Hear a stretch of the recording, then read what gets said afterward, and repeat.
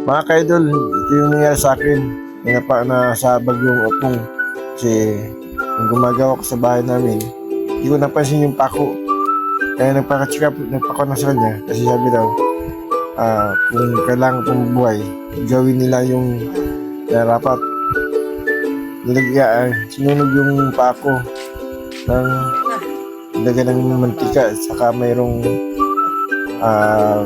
tag na dahon ng tabako.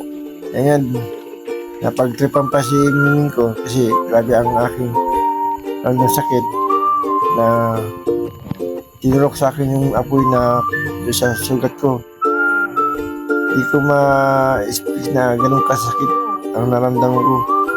Kinagat ko yung panyo ko dyan, nadala-dala. Kasi nila binagyan kasi yan po yung forma ko ng kagat yung panyo.